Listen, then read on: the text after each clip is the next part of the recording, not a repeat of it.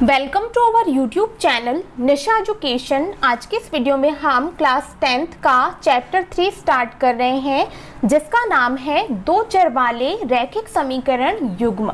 ठीक है, तो सबसे पहले हम इस चैप्टर के लिए कुछ बेसिक कॉन्सेप्ट समझेंगे, उसके बाद हम एक्सरसाइज 3.1 स्टार्ट करेंगे। ठीक है, तो चलिए हम सबसे पहले कुछ बेसिक कॉन्सेप्ट समझ लेते हैं। तो जैसा कि इस चैप्टर का नाम है दो चर वाले रैखिक समीकरण युग्म। ठीक है, तो सबसे पहले हम समझेंगे कि आखिर दो चर वाले रैखिक समीकरण होते क्या है। ठीक है, मैं यहाँ पर एग्जाम्पल लिख देती हूँ, एग्जाम्पल से हम समझेंगे। ठीक है, पहला एग्जाम्पल 2x धन 3y बराबर 5। एक और ले लेते हैं। ठीक है, 4x धन 6y बराबर 18। ठीक है, तो देखिए ये जो मैंने दोनों एग्जाम्पल यहाँ लिखे हैं, ये दो चर वाले रैखिक समीकरण है। ठीक है, अब दो चर वाले रैखिक समीकरण होते क्या हैं, हम यहाँ से समझते हैं। ठीक है, ऐसे समीकरण जहाँ पर दो चर हो, ठीक है, और चर की अधिकतम घात कितनी हो, 1, ऐसे समीकरण क्या कहलाते हैं, दो चर वाले रैखिक समीकरण। ठीक है, तो दोनों एग्जाम्पल में हम देख पा रहे हैं कि यहाँ पर चर कितने हैं, 2। ठीक है, चर क्या है, 2, पहला तो x है, दूसरा y है। इस समीकरण की भी यदि हम बात करें तो यहाँ पर भी चर कितने हैं, 2, पहला x और दूसरा y। ठीक है, अब दो चर हैं इसलिए दो चर वाले समीकरण है ये। ठीक है, और रैखिक इसीलिए क्योंकि यहाँ पर चर की अधिकतम घात कितनी है, 1। ठीक है, हमें पता है यहाँ पर कुछ भी हमें घात नहीं दिखाई दे रही है, इसका मतलब यहाँ पर घात कितनी है, 1, और जनरली घात 1 को लिखा नहीं जाता है। ठीक है, तो देखिए दो चर वाले रैखिक समीकरण क्या होते हैं, ऐसे समीकरण जहां पर दो चर हो और चर की अधिकतम घात कितनी हो, 1 हो, क्या कहलाते हैं, दो चर वाले रैखिक समीकरण। ठीक है, यहाँ पर घात 1 को लिखा नहीं जाता है। ठीक है ना।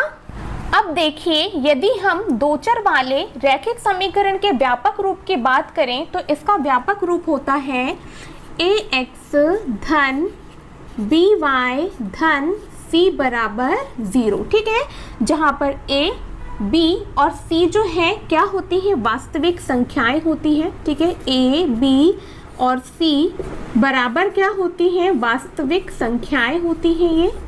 ठीक है, जहां पर, ठीक है, यहाँ पर a is not equal to 0 होना चाहिए और b is not equal to 0 होना चाहिए। ठीक है, फिर से समझिएगा, यदि हम दो चर वाले रैखिक समीकरण के व्यापक रूप की बात करें तो इसका व्यापक रूप होता है ax plus by plus c is equal to 0। ठीक है, जहाँ पर a, b और c की बात करें तो ये वास्तविक संख्याएं होती हैं।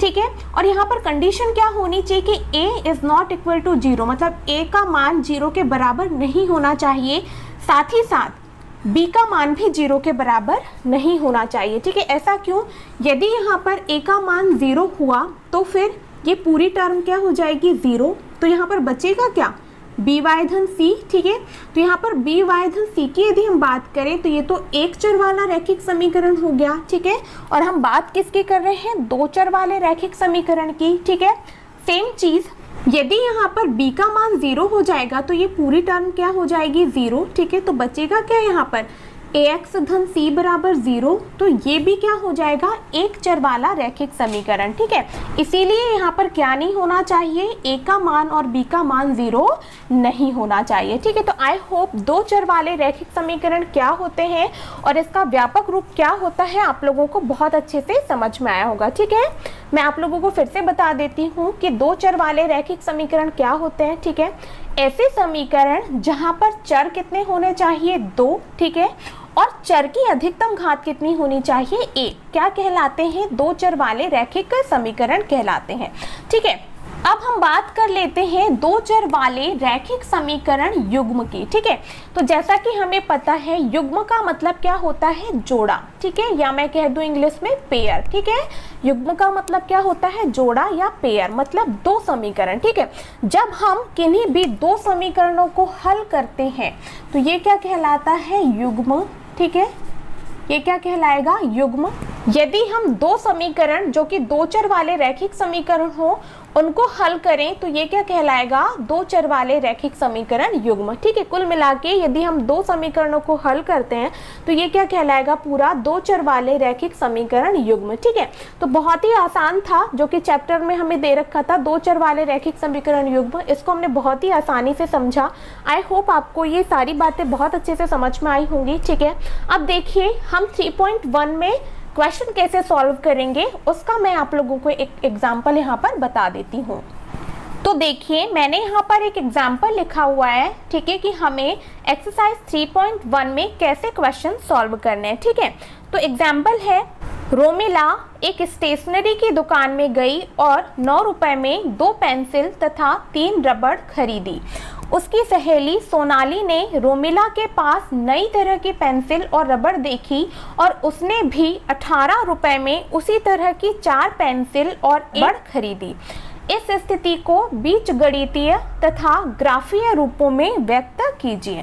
ठीक है, तो हमें इस प्रकार के क्वेश्चन दिए रहेंगे एक्सरसाइज 3.1 में और हमें इस स्थिति में जो दो शर्तें दे रखी हैं उसको बीजगणितीय रूप में लिखना है और उसका फिर हमें ग्राफीय निरूपण करना है। ठीक है, तो देखिए इस स्थिति में दो शर्त हैं। ठीक है, यहाँ पर हम मान लेंगे कि एक पेंसिल की कीमत x रुपए है और एक रबड़ की कीमत y रुपए है। ठीक है, तो हमें इन क्वेश्चंस में मानना पड़ता है। ठीक है, हम मान लेते हैं भाई कि एक पेंसिल की कीमत x रुपए है। ठीक है, माना एक पेंसिल की कीमत बराबर x रुपए है तथा एक रबड़ की कीमत y रुपए है।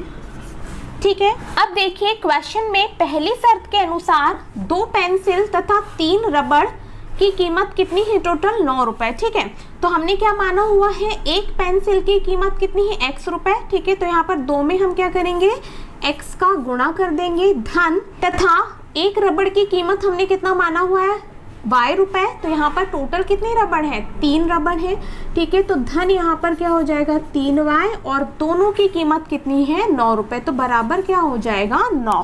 ठीक है, अब देखिए सेकंड शर्त के अनुसार, ये फर्स्ट शर्त है हमारी और सेकंड शर्त के अनुसार यदि हम इसको बीजगणितीय रूप में लिखें तो क्या हो जाएगा, यहाँ पर देखिए 18 रुपए में सोनाली ने 4 पेंसिल और 6 रबड़ खरीदी। ठीक है, तो सेम चीज हो जाएगी, एक पेंसिल की कीमत कितनी है x रुपए, तो यहाँ पर हम 4 में x का गुणा कर देंगे क्योंकि टोटल यहाँ पर पेंसिल कितनी है 4, और सेम चीज हमने एक रबड़ की कीमत y रुपए मानी हुई है, तो टोटल रबड़ कितनी है यहाँ पर 6, तो हम क्या करेंगे यहाँ पर 6 में y का गुणा कर देंगे बराबर टोटल इसकी कीमत कितनी है 18 रुपए, तो यहाँ पर लिख देंगे 18।